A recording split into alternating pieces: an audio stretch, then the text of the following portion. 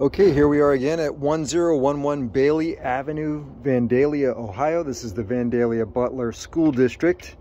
This is a 3-bedroom, 1.5 bath home built in 1977. It's basically a bi-level. So basically means that you have part of the square footage that they're counting, which is the 1,568 total square feet. Part of it is submerged below ground. And so that would be down at that point, downstairs there.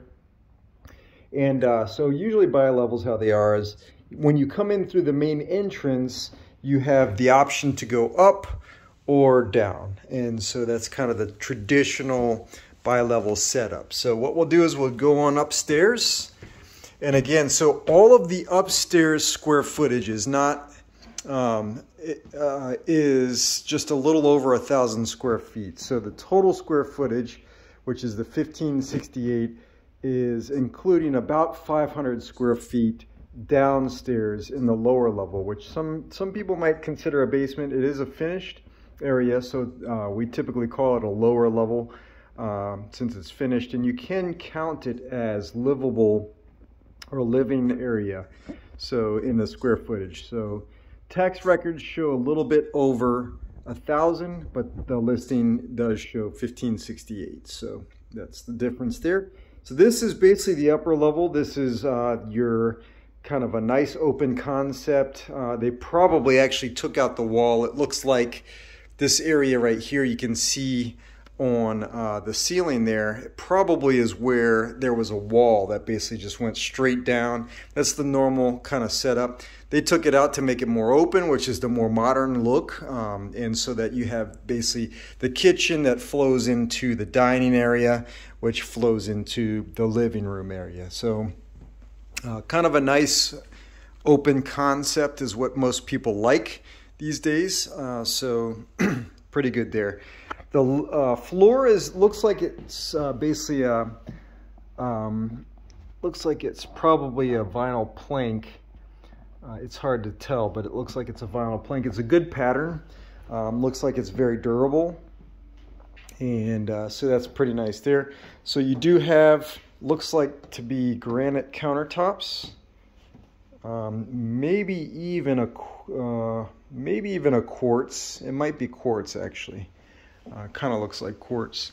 But either way, it's an upgraded countertop system, so that's pretty good. And plus you have the upgraded appliances and also upgraded cabinetry. So those are all after the 1977, were installed sometime after that, probably recently, I'd say within 5 years or so. So that's kind of nice. Good open area. This is a good center console area. You do have to be careful with putting these in here, although it's probably okay on this one in a bi-level, but anytime you have such a big area for the center console or the center countertop area, it's a lot of weight, so it could potentially warp the flooring. I don't think that's going to be an issue in this because it is a bi-level and it's built, you know, pretty solid to have living area underneath. But sometimes if you just basically have a regular basement under there and it's just kind of floating in the middle, it could put so much stress on the floor that you actually start to see it warp and sink. And a lot of the new houses, the brand new houses within 10 years, you're starting to see that. And then if they had any kind of ceramic tile for the flooring, the ceramic tiles will start to crack a little bit. And so it is something to be considerate of in the brand new homes because they're not built to reinforce that type of weight. So, but anyway, nice kitchen, nice living area. Then you have basically like could be a coat closet, could be a pantry, good area. And that same flooring pretty much carries throughout. So that's kind of nice. And then you may, it looks like it's basically a linen closet area right here. And then you go into the hall bath, which is the full bath. And it has the upgraded counter tops here, which looks like granite to me. And you have a full shower with tub. And then there's also a linen area in here for your linen or whatever else you want to store in there. Medicine cabinet there. Looks like potentially a newer toilet, or at least it looks clean. It's probably older. Everything looks clean, so it's pretty good. Even the insert here looks like it's pretty nice. Nicely well maintained and kept up, so that's pretty nice. It seems like they take care of it. And then you do have on the other side access to the bedroom on this side. So basically, you know, you have 1.5 baths, and this would sort of be considered maybe the master because it is the bigger of the rooms. You can put a king size bed in here and probably also could fit the set in it. But it's more appropriately probably for a queen size bed. So this one is, let's see, the dimensions on this one is a 14 by 11. So this is the biggest bedroom, 14 by 11. Then you have a 12 by 11, and then you have a 9 by 9, which is fairly small. But this is your Jack and Jill setup. So you basically have entry into the full bath from this room, and then also from the hallway. So you can actually use this as a private bathroom if you want and lock that other door. Or you could just share it with, you know, guests or family and that kind of stuff, which is usually what happens. And so all the closets have these modern sliding doors. It's kind of reminiscent of IKEA. Very modern, kind of neat looking sliding doors. Mixed between, you know, the barn door and just modern type of designs. So, and then they have a nice nice shelving units in here, so you can move these up and down similar to what you see in retail stores. So that's kind of nice to see that. And then what we'll do is just go on to the next biggest bedroom. So this is that 12 by 11 bedroom.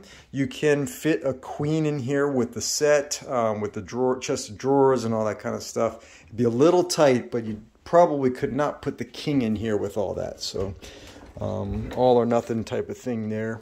There's the closet.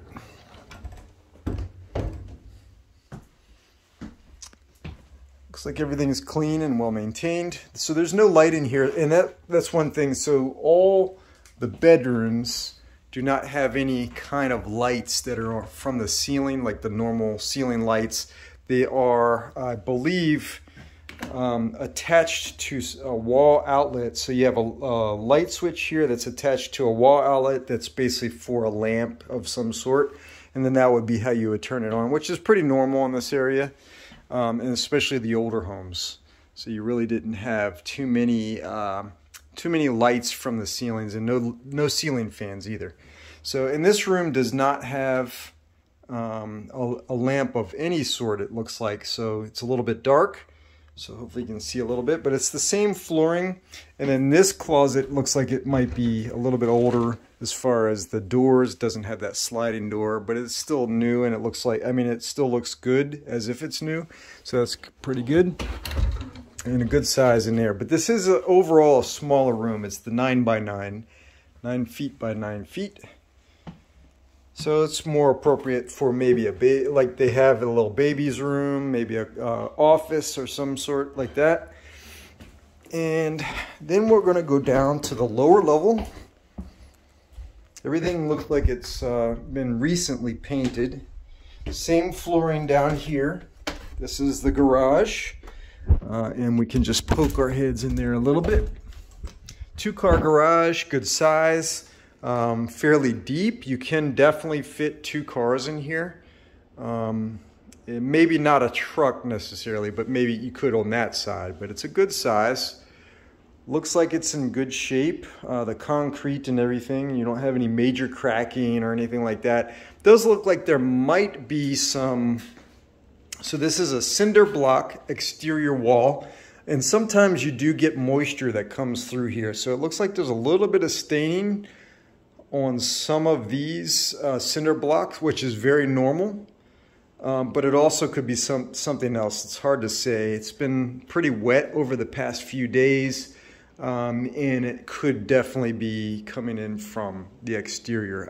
We'll take a look at the exterior again and see if we can pinpoint anything on that side. So otherwise, seems like it's a pretty good area. Looks like both garage doors do have an upgraded door, so it looks like they're somewhat newer, and those are the good quality ones with the thickness and insulated. So basically it's insulated door, which are not cheap, so that's pretty good. And you have garage door openers on both of them, so that's pretty good there. All right, and then we're going to go into the next area over here, which is basically the laundry room and the utility area. So you have two, there's your washer and dryer right there. And then this is your HVAC system and water heater. So the water heater looks a little bit older. I'd say a little over 10 years. It's hard to say. It does say actually 2007, so a little bit over. That's what, basically 15 years. So on the upper end of its lifespan, reliable lifespan. And this is the HVAC. Looks newer though. This one looks like it's probably only within 5 years, 2 to 5 years or so. So it's 2018. So basically 4 years, maybe a little less than 4 years. And here's the electrical panel. Everything looks dry down here, so that's good. Do have some expansion in there. It is a 200 amp, which is good. That's what most modern families probably require, is a 200 amp or more for all the electronics and that kind of thing. You have some storage in here underneath the stairwell upstairs. And then you have nice little family area down here, which is kind of nice, with a little fireplace. It is a wood burning fireplace. Nice and cozy area. It has the wood paneling, you know, kind of like a cottage type feel to it down here. And then that same flooring also down here. It seems like it's pretty dry. And this would be the half bath. So half bath, it looks like the sink and pedestal there is newer. And potentially even the toilet is newer too. Nothing over there. Okay, so that is the inside. And as always, if you have any questions, reach back out to me. So this is Howie Holmes with Home Experts Realty and Team Next. And if you have any questions, reach out to me. If you want to see anything else, let me know. Put in an offer, let me know. Be happy to help you with any of those. All right, well, that is it for now. Signing off. Take care. Thank you.